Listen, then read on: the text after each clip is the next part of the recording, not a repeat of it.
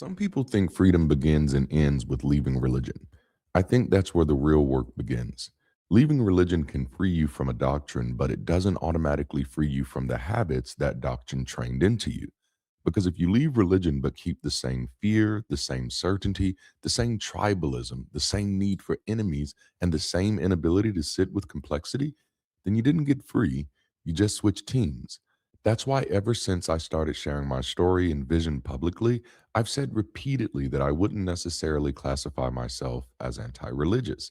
Not because I don't believe religion causes harm. I absolutely believe religious beliefs, even when well intentioned, can provide cultural permission and social pressure to conform to norms that perpetuate harm. Religion can make people afraid to think honestly, afraid to ask better questions, afraid to leave toxic systems, and afraid to humanize people outside the group. So let me be clear, I'm not soft on the harm. I'm just not simplistic about where the harm comes from. I'm not convinced religion is the only system that bears the guilt. I don't think religion is harmful simply because religion is bad. I think religion becomes harmful because humans are often bad at complexity. The goal is not merely to stop believing religious claims. The goal is to become more honest, more thoughtful, more humane, more responsible, and more capable of living in reality without needing reality to be simple. Because the future doesn't belong to the most certain. It belongs to the people mature enough to stay curious when certainty would be much easier. And so, the first point that I want to make in today's video is that religion is a delivery system, not the whole disease. Religion gives certainty a costume, it gives fear a choir, prejudice a pulpit, tribalism a sacred story. It gives control a divine signature, but the raw material was already human. And I think that matters because if we make religion the whole disease, we may miss the deeper human vulnerability that made religion so powerful in the first place. Religion didn't have to invent our fear of uncertainty. It didn't have to invent our discomfort with complexity or invent our impulse to divide the world into us and them, clean and unclean, good and evil, or chosen and condemned. Those instincts were already in us. Religion learned how to organize them, how to ritualize them, sanctify them. Religion learned how to take ordinary fear and call it faithfulness. It learned how to take inherited prejudice and call it holiness, how to take control and call it order, to take suspicion of outsiders and call it discernment. And once those human instincts get wrapped in ultimate authority, they become much harder to challenge because now you're not just questioning a person's opinion, you're questioning their God. You're not just challenging a cultural norm, you're challenging the order of creation. You're not just asking someone to reconsider their bias, you're asking them to portray what they were taught is sacred. And that's what makes religion uniquely powerful because religion can take common human weaknesses and place them beyond ordinary accountability. So, no, I do not think religion is dangerous because religious people are uniquely broken. I think religion is dangerous because human beings are already vulnerable to simplistic thinking, borrowed certainty, fear based belonging, and tribal morality. And religion can wrap those vulnerabilities in sacred permission. That's why religion can do so much harm, even when the people inside it think they're doing good. A person can sincerely believe they're loving you while teaching you to hate yourself. A parent can sincerely believe they're protecting their child while teaching that child to fear their own body. A pastor can sincerely believe they're guarding the flock while training people to distrust outsiders. A community can sincerely believe it's preserving the truth while punishing honest questions. That's the tragedy. The harm doesn't always require evil intentions. Sometimes all it requires is a simple moral story, a scared community, a trusted authority, and a belief system that tells people their certainty came from somewhere higher than themselves. That's why religion is not the whole disease. It's a delivery system. It delivers certainty, it delivers belonging, identity, moral categories. It delivers rituals, language, leaders, and stories that make the world feel easier to understand. And for people living in fear, grief, loneliness, trauma, or instability, that can feel deeply comforting. But comfort is not the same as truth, belonging is not the same as freedom, and certainty is not the same as wisdom. So, if we want to understand religious harm clearly, we have to go deeper than religion bad. Because religion bad may be emotionally satisfying, but it's not enough. The more important question is, what is it about us that made religion work so well? What is it about us that made inherited certainty so appealing? What is it about us that made sacred authority so persuasive? What is it about us that made simple answers feel safer than honest questions? Because until we understand that, we may leave religion and still carry the same patterns into everything else we build. Now let's move on to the next section. Borrowed certainty is easier than genuine curiosity. Borrowed certainty is easier to hold than genuine curiosity. Curiosity requires patience, it requires humility, it requires the willingness to sit with tension before rushing to resolution. It requires the courage to say, I don't know yet. It requires the honesty to admit that I may have been wrong. It requires the emotional maturity to hear something uncomfortable without immediately turning defensive. Certainty doesn't ask for all of that. Certainty gives you something to hold. It gives you a place to stand. It gives you a group to belong to. It gives you language to repeat when life gets too complicated to explain. And borrowed certainty is even easier because you don't have to build it yourself. You inherit it, you receive it, you memorize it, you repeat it, you defend it. You call it truth because somebody you trusted handed it to you before you had the tools to question it.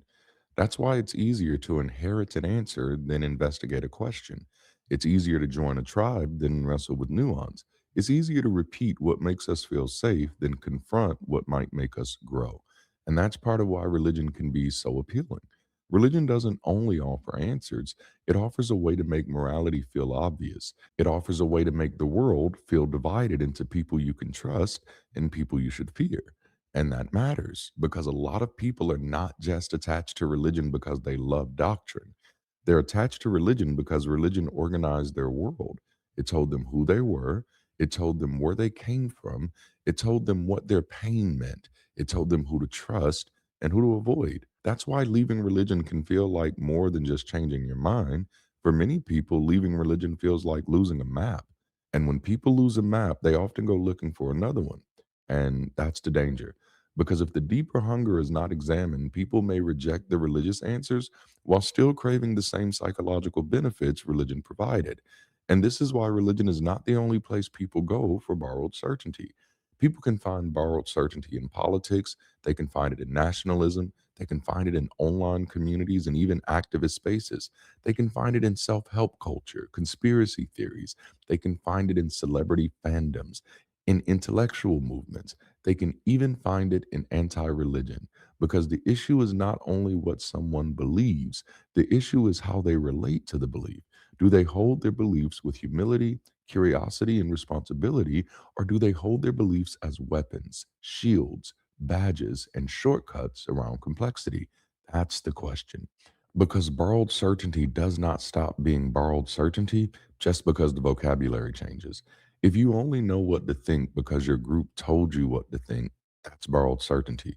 If you only know who to hate because your group told you who to hate, that's borrowed certainty. If you only know what is true because your side said it first, that's borrowed certainty. If you can't examine a claim without first checking whether your tribe approves of the conclusion, that's borrowed certainty. And that kind of certainty may feel safe, but it doesn't make us mature. It makes us loud. It makes us loyal. It may even make us confident. It makes us feel righteous. But confidence is not the same as wisdom. Loyalty is not the same as integrity. Volume is not the same as truth. And certainty is not the same as understanding. That's why the work has to go deeper than leaving religion. Because if all we do is trade religious certainty for secular certainty, religious tribalism for political tribalism, religious purity tests for social purity tests, religious heresy hunting for ideological heresy hunting, then we've not actually grown. We've only relocated the same patterns. The goal is not to become neutral about everything. The goal is to become mature enough to care deeply without needing everything to be simple. Because genuine curiosity is not weakness, it's discipline. It's the discipline of refusing easy answers when reality deserves better questions. It's the discipline of staying open without becoming gullible. It's the discipline of being compassionate without becoming naive. It's the discipline of seeking truth without needing your tribe to hand it to you pre approved in a package. And that's hard. Borrowed certainty is certainly easier, but easier is not always wiser. And just in case I'm not driving the point home, we do this everywhere. And this is where the conversation has to get bigger than religion. Because once we understand that religion is not the only place people go for borrowed certainty, we have to be honest enough to admit something very uncomfortable. We do this everywhere. We do this with our politics, with our culture, with race, with gender. We do it with nationalism. We do it with celebrity. We do it with our online communities, and we even do it with movements that started off trying to liberate people.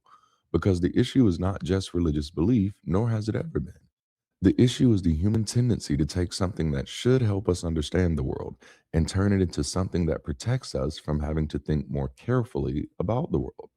That happens when politics stops being about public responsibility and becomes personal identity. Now people are not asking what policies reduce harm, what systems produce better outcomes, what trade offs are we willing to confront, or what evidence should shape our decisions. Instead, they're asking whose side are you on? People stop asking what's true because they're too busy proving they're faithful to the side. That's borrowed certainty. We do this with culture. Culture should help people carry meaning, memory, beauty, language, tradition, and shared belonging. But culture can also become a cage. It can become a way to say, this is just how we do things, when what we really mean is, we don't want to examine who this harms. It can become a way to protect old hierarchies with familiar language. It can become a way to confuse comfort with correctness. It can become a way to treat inherited norms like their natural law. And when culture becomes unquestionable, it starts functioning like religion. We do this with race. We can't pretend that race doesn't matter in a world where racism has made it matter. But even there, moral simplicity can distort the conversation. People can flatten human beings into categories. People can mistake representation for liberation. People can talk about systems in ways that erase individuals and talk about individuals in ways that ignore systems. We do this with nationalism. A country can give people a shared civic home, shared responsibility, history, and shared commitment to the common good. But nationalism can turn a nation into an idol. It can make people treat criticism as treason. And once a nation becomes sacred, the people harmed by that nation become inconvenient. We do this with celebrity. Celebrity can turn talented people into symbols too large to question. People don't just enjoy the artist, the athlete, the thinker, or the creator, they attach their identity to them. They defend them like doctrine. They excuse behavior they would condemn in anyone else. They attack anyone who tells the truth too loudly. They protect the image because the image has become a part of their own belonging. That's not just fandom, that's devotion without reflection. We do this even with movements that started off trying to liberate people. And that might be the most painful part because not every harmful system begins with bad intentions. They begin because somebody needed language, somebody needed protection, somebody needed justice, somebody needed a way to say what happened to me was wrong. But over time, if a movement doesn't mature, it can become more invested in finding heretics than reducing harm. It can become more committed to protecting the narrative than protecting people. It can become more addicted to identifying enemies than building better systems. And that's how even a well intentioned movement can slowly become another form of control. That is how people who left purity culture can recreate purity culture with new vocabulary. Any system that organizes large groups of people can become dangerous when people use it to escape complexity instead of engage reality. And that's why I've become increasingly concerned about spaces that define themselves only by what they oppose, because opposition can create clarity. It can help people name what harmed them. Opposition can give people the courage to leave, but opposition cannot create maturity by itself. Being against religion does not automatically make you honest. And that's why this work has to go deeper. Because if a community only knows how to gather around what it hates, eventually it'll need something or someone to hate in order to feel gathered. And that's not liberation, that's dependency. That's still being organized by the thing you claim to have escaped. A mature community has to be built around more than opposition because the danger is not only that religion can make people simplistic, the danger is that people can become simplistic with anything. And once simplicity feels righteous, almost any system can become sacred. Our fourth stop in today's conversation: anti religion can become religious in function. Some people leave religion but keep the architecture. They still need saints and heretics. They still need purity tests. They still need public confessions. They still need enemies to prove their righteousness. They still need a group to tell them who's safe, who's dangerous, who's good, and who's beyond reproach or redemption. And this is where anti religion can become religious in function because it can fall into the same trap that made religion so dangerous in the first place: simplistic morality. Religion often harms people by flattening reality into easy categories: good and evil, clean and unclean, righteous and wicked, chosen and condemned. And once people accept those categories without complexity, harm becomes easier to justify, defend, and participate in. You don't have to understand people if you can label them.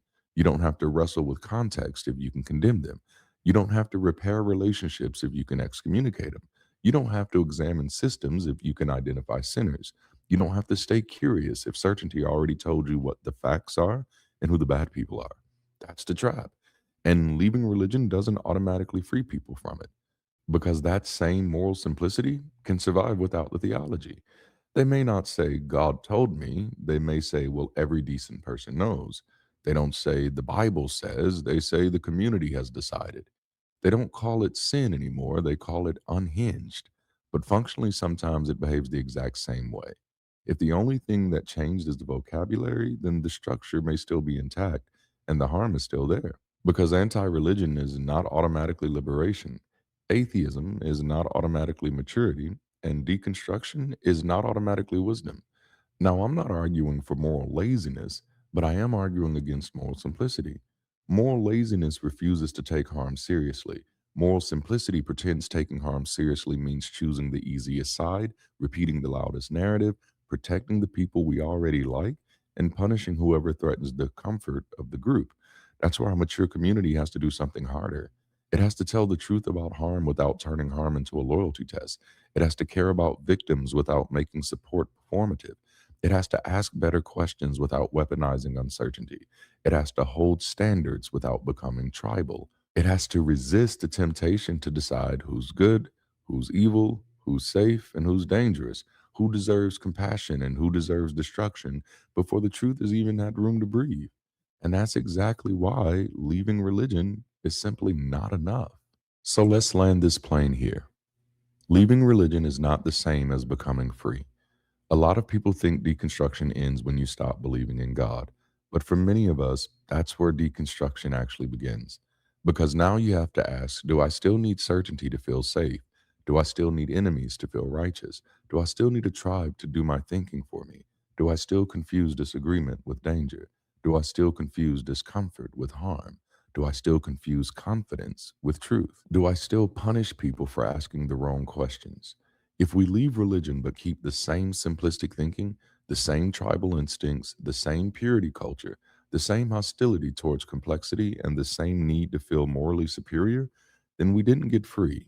We just changed teams. This is why Bridge City naturally makes sense for so many. Not simply anti religion, but pro human maturity. Not just deconstruction, but reconstruction. Not just debunking, but developing. Not just exposing the harm, but desperately trying to find ways to decrease it. We're not just criticizing belief, we're cultivating better ways of belonging. And that's why my work can't stop at anti religion, because I'm not just trying to help people stop believing things that are not true. I'm trying to help people build lives that are more honest, more thoughtful, more compassionate, more emotionally regulated, more intellectually responsible, and more capable of facing reality without needing reality to be simple. I don't want to build a community of people who left church just to become crueler, colder, angrier, and more tribal with better arguments. I want to build a community where people can become more human. And if that type of work excites you, roll up your sleeves and join Bridge City today. So, no, I don't simply call myself anti religious, not because religion hasn't done harm, but because the harm is bigger than religion. The problem is not just belief in God. The problem is what human beings will do to avoid uncertainty. The problem is what we will ignore when complexity threatens our comfort. And if we're serious about building a better world, then we cannot just ask people what they believe. We have to ask what kind of people their beliefs are helping them become, because the future does not belong to the most certain. It belongs to the people mature enough to stay curious when certainty would be easier. You came here because you left religion. But now the question is, what kind of human are you becoming after religion? I'd love to see your answers in the comments. Thank you for joining me in this conversation today. And until next time, keep rising.